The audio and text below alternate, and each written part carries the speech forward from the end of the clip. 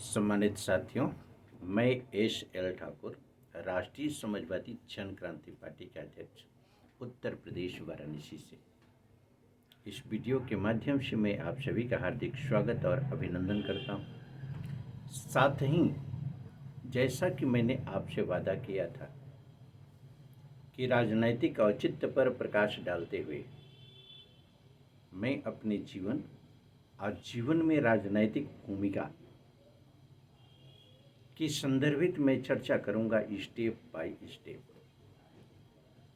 क्योंकि राष्ट्रीय समाजवादी जन क्रांति पार्टी का मिशन और मेरा राजनैतिक हस्तक्षेप कहीं न कहीं से एक बड़ी योजनाबद्ध तरीके से उठाया गया कदम। यह कहने में मुझे अतिशयोक्ति कहीं से महसूस नहीं होता, क्योंकि हर जनहित के मुद्दे को हम सभी ने राजनीतिक प्लेटफॉर्म पर टच करने का प्रयास किया है।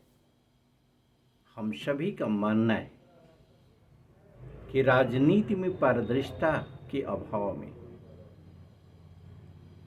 साथ में नैतिकता के अभाव में आज जो स्थिति पूरे देश के अंदर हुई है, व्यक्ति, समाज और देश का,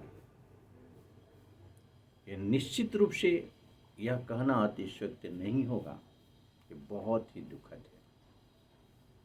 आज अफसोस होता है कि लगभग 78 साल आज़ादी के बाद भी हम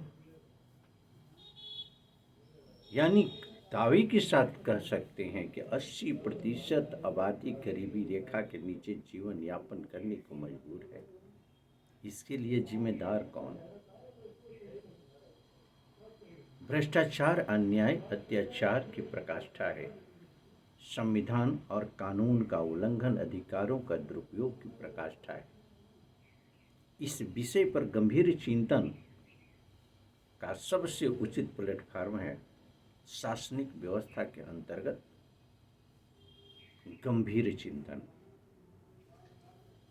राष्ट्रीय समाजवादी जन क्रांति पार्टी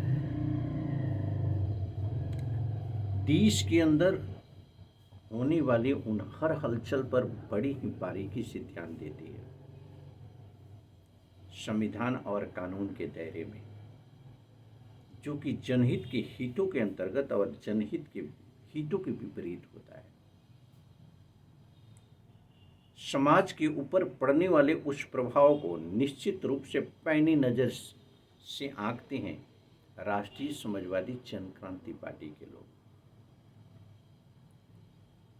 पार्टी के विचारों को प्रबल अभिव्यक्ति के माध्यम से मैं प्रथम एक जिम्मेदार पदाधिकारी के नाते उचित मैं समझता हूं और उसे मैं कोशिश करता हूं कि जन जन तक राष्ट्रीय समाजवादी जन क्रांति पार्टी के विचारों को पहुंचाया जा सके।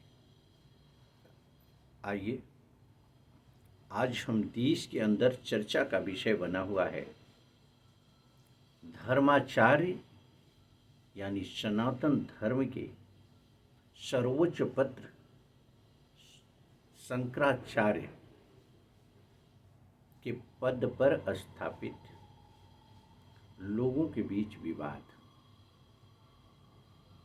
सनातन धर्म के अंदर विवाद का विषय बनना, मुझे लगता है कि सत्य सनातन और शांति का प्रतीक सनातन के लिए कहीं से उचित नहीं है। इसमें जहाँ भी जिस रूप में त्रुटियां हो रही हो, हमें पैनी नज़र से उसे देखना चाहिए।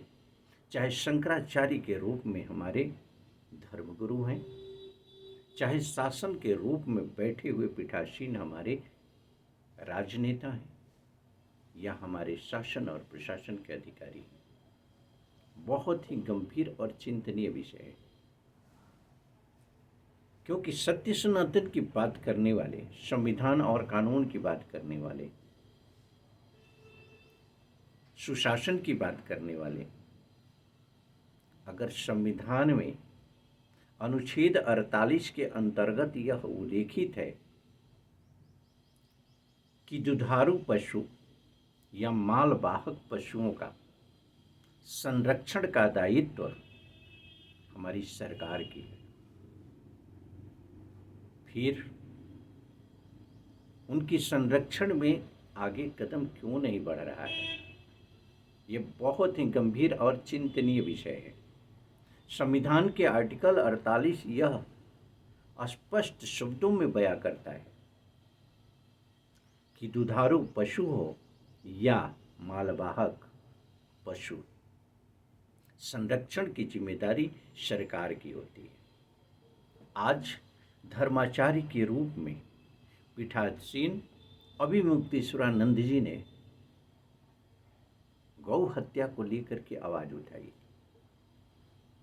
इस पर सरकार को बिल्कुल गंभीरता से सोचना चाहिए और जनहित की भावनाओं को समझते हुए राष्ट्रीय समाजवादी जनक्रांति पार्टी का यह मानना है कि गौ माता को, जिसे हिंदू धर्मावलंबी लोग, सनातन के मानने वाले लोग अगर गाय को माता के रूप में मानते हैं तो निश्चित रूप से सरकार को भी इस विषय पर समर्थन करना चाहिए और गाय माता को राष्ट्र माता घोषित करने में कोई बुराई नहीं। इससे किसी भी तरह की कोई क्षति प्रतीत नहीं होती। सरकार को इस पर गंभीरता से सोचना चाहिए, सोचने के बाद इस पर पहल करनी चाहिए। राष्ट्रीय समाजवादी जनक्रांति पार्टी सदैव संविधान के साथ रही है, कानून के साथ रही है, शासनिक व्यवस्था के साथ रही है, प्रशासनिक व्यवस्था के साथ रही है, लेकिन सत्य के रास्ते पर, गलत रास्ते पर नहीं। शासन हो या प्रशासन हो, किसी भी पद पर पीठासीन कोई भी अधिकारी अधिकारों का दुरुपयोग करता है, अगर कानून की अवहेलना करता है, संविधान की अवहेलना करता है, तो राष्ट्रीय समाजवादी जनक्रांति पार्टी बड़ी ही प्रखरता के साथ, प्रबलता के साथ और सत्यता के आधार पर यह कहने के लिए बिल्कुल तत्पर है कि गलत नीतियों का हम समर्थन नहीं करते। आइए इस विषय पर आप भी चिंतन करें और आप भी अपना मत दें। राष्ट्रीय समाजवादी जनक्रांति पार्टी के विचारधाराओं के साथ आपका विचार कहाँ तक सामंजस्य में है और कहाँ विभेदता है।